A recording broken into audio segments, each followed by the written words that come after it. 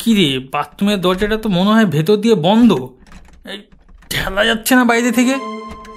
এই কে আছো ভেতরে? শিগগির বাইরে এসো। বলার সঙ্গে সঙ্গে ভিজে শাড়ি পরা এক মহিলা চকিতে দরজা খুলে রিতমের পাশ কাটিয়ে আমাদের সম্পূর্ণ অগ্রাহ্য করে ঘর থেকে বেরিয়ে গেল।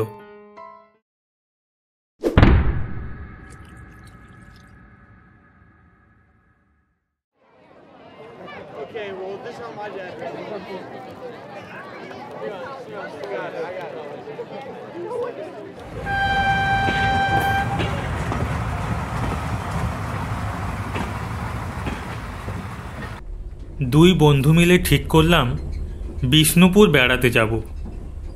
বিষ্ণুপুরে মল্ল রাজাদের স্থাপত্য এবং মন্দিরের টেরাকোটার কাজ দেখার শখ ছিল বহুদিনের।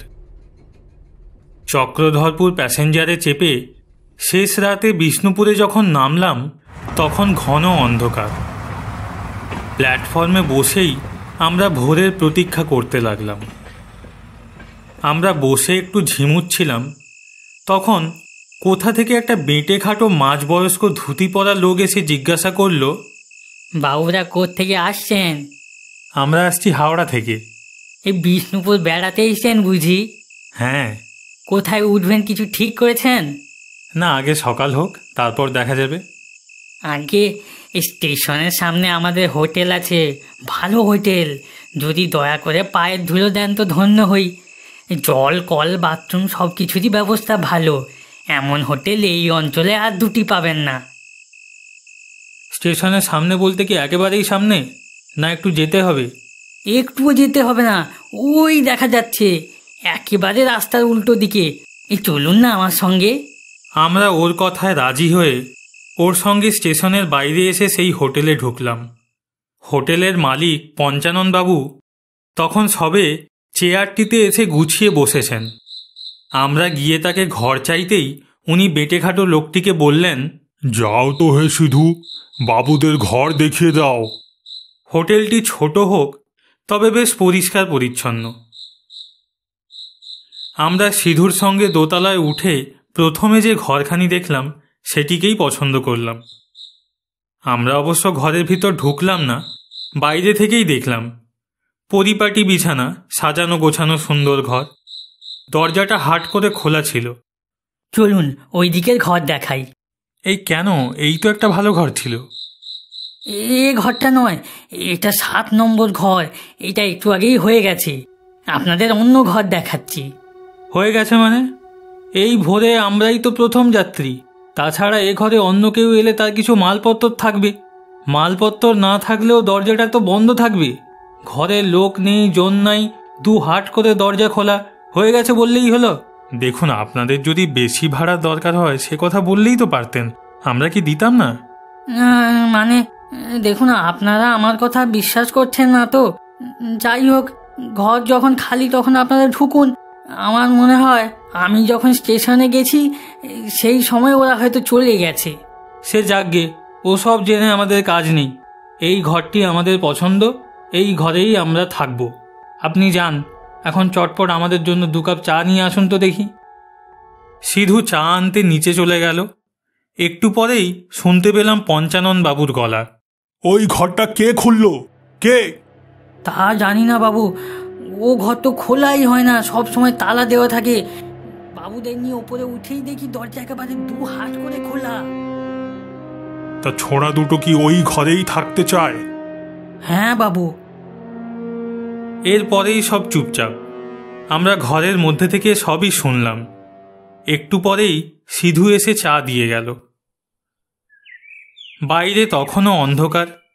1-2টি করে পাখির ডাক কানে আসছে তখন। খুব ভালো লাগলো পরিবেশটা। চা খাওয়া শেষ করে রিতম বলল, যাই, বাথরুমের কাজটা সেরে আসি এবার, বুঝলি? আমি এলে তুই যাবি। কি রে, বাথরুমের দরজাটা তো মনে হয় ভেতর দিয়ে বন্ধ। ঠেলা যাচ্ছে না বাইরে থেকে। এই কে আছো ভেতরে? শিগগির বাইরে এসো। বলার সঙ্গে সঙ্গে ভিজে শাড়ি পরা এক মহিলা চকিতে দরজা খুলে রিতমের পাশ কাটিয়ে আমাদের সম্পূর্ণ অগ্রাহ্য করে ঘর থেকে বেরিয়ে গেল। আমরা দুজনেই হতভম্ব।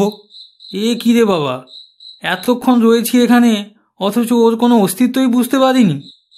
এই আমার না মনে হয় আমরা রয়েছি বলেই ভেতরে ঢুকে অপ্রস্তুতে পড়ে গিয়েছিল, লজ্জায় বেরোতে পারছিল না। মুখে এত সহজে কথাটা বলে দিলেও মনের মধ্যে একটা খটকা থেকে গেল। যদি রিতম না বাথরুমে যেত, যদি আমরা চা খেয়েই দরজায় তালা দিয়ে বাইরে যেতাম, তাহলে তাহলে কি করতো বেচারি? যাই হোক, আমাদের মাথা ব্যথা নেই। আমরা বাথরুমের কাজ সেরে যখন বাইরে বেরোনোর উদ্যোগ করছি, তখন অন্ধকার দূর হয়ে ভোর হয়ে গেছে। চারিদিকের প্রকৃতি বেশ স্পষ্ট দেখা যাচ্ছে, পাখির ডাক শোনা যাচ্ছে, জানালার ফ্রেমে লাল মাটির প্রান্ত আর ঘন সবুজের শোভা দেখে চোখ জুড়িয়ে গেল। আমরা ঘরে তালা লাগিয়ে গোটা বিষ্ণুপুর ঘুরে দেখতে বেরিয়ে পড়লাম। প্রথমেই আমরা মদনমোহন মন্দির দেখতে গেলাম। মন্দিরের পোড়ামাটির উপর এত সুন্দর হাতের কাজ দেখে আমরা মুগ্ধ হয়ে গেলাম। আমরা চারদিক ঘুরে দেখছি, এমন সময় আপনারা কাল রাত্রে চক্রধরপুর প্যাসেঞ্জারে এসেছেন না? হ্যাঁ, আপনি জানলেন কি করে? আমরাও ওই গাড়িতে এসেছি। কোথায় উঠলেন? স্টেশনের সামনে ওই হোটেলে? হ্যাঁ, আমরাও ওই হোটেলেই উঠেছিলাম। সিঁড়ি দিয়ে উঠেই প্রথমে যে ঘর, তাতে 7 নম্বর ঘর। সে কি? তারপর যেই না শুনেছি ওই ঘরে একবার একটা খারাপ ঘটনা ঘটে গিয়েছিল, সেই থেকে উপদ্রব হয়, অমনি পালিয়ে এসেছি ওখান থেকে। আমার স্বামীর আবার ভূতের ভয় তো। চল চল, দেরি হয়ে যাচ্ছে।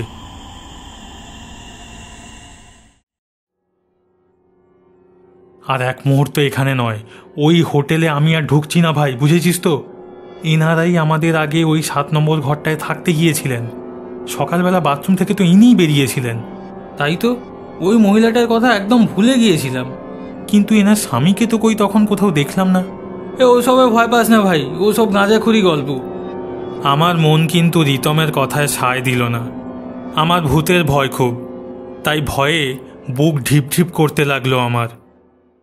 সারাদিন ঘুরে ঘুরে ক্লান্ত থাকার দরুন রাতে তাড়াতাড়ি খেয়ে আমরা দুজনেই শুয়ে পড়লাম।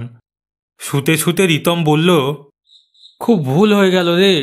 ভদ্রমহিলার মুখে এই ঘরের দুর্নাম শোনার পরেও পঞ্চানন বাবুকে জিজ্ঞাসা করা হলো না তো এই ঘরে কি ঘটনা ঘটেছিল। যাই হোক, আমাদের যা দেখার তা তো দেখা হয়ে গেছে। কাল সকালেই আমরা চলে যাচ্ছি, অতএব এসব কিছুরই দরকার নেই আজ। কোনো রকমে রাতটা কাটাতে পারলেই হলো। রাত তখন কটা কে জানে। হঠাৎ বাথরুমের ভেতরে প্রচণ্ড একটা শব্দ হলো। ঠিক মনে হলো কি যেন একটা ভারী বস্তু হুড়মুড় করে পড়ে গেল জলের মধ্যে। শব্দ শুনে আমরা দুজনেই বিছানায় উঠে বসলাম। আলো জ্বালাতেই শুনতে পেলাম বাথরুমের ভেতর থেকে জলের আওয়াজ আসছে। রিতম উঠে গিয়ে বাথরুমের দরজা ঠেলল, কিন্তু আশ্চর্য, দরজাটা সেই কালকের মতোই ভেতর থেকে বন্ধ। কে আছো ভেতরে? শিগগির দরজা খোলো, খোলো বলছি। অমনি ভেতরে জলের আওয়াজটা বন্ধ হয়ে গেল। তারপর রিতম গায়ের জোরে দরজাটা একটা জোরে ধাক্কা দিতে দরজাটা খুলে গেল। আর তারপরেই যে দৃশ্য চোখে পড়ল তাতে দুজনেই শিউরে উঠলাম। দেখলাম বাথরুমের চৌবাচ্চার ভর্তি জলে হুমড়ি খেয়ে পড়ে আছে এক মহিলা। ঘাড় মাথা জলের তলায়, অসহায় একটা হাত দেওয়াল ধরে আছে। আমরা ছুটে কাছে গিয়ে দেখলাম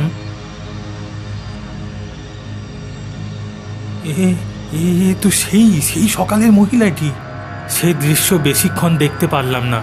বেরিয়ে এলাম ঘর থেকে, দৌড়ে গিয়ে নিচ থেকে পঞ্চানন বাবুকে ডেকে আনলাম।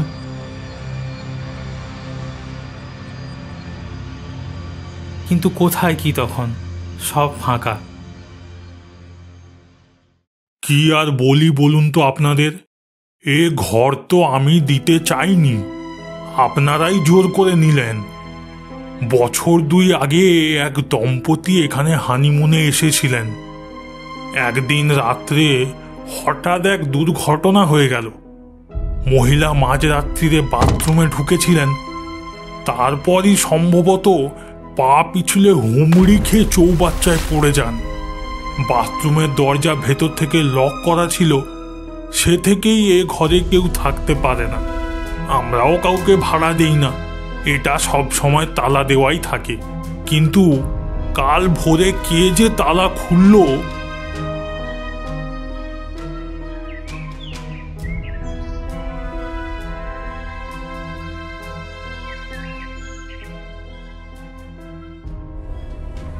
যেই খুলুক, আমরা আর থাকিনি। আমরা পঞ্চানন বাবুর টাকা পয়সা মিটিয়ে দিয়ে পরদিনই বিষ্ণুপুর ত্যাগ করেছিলাম।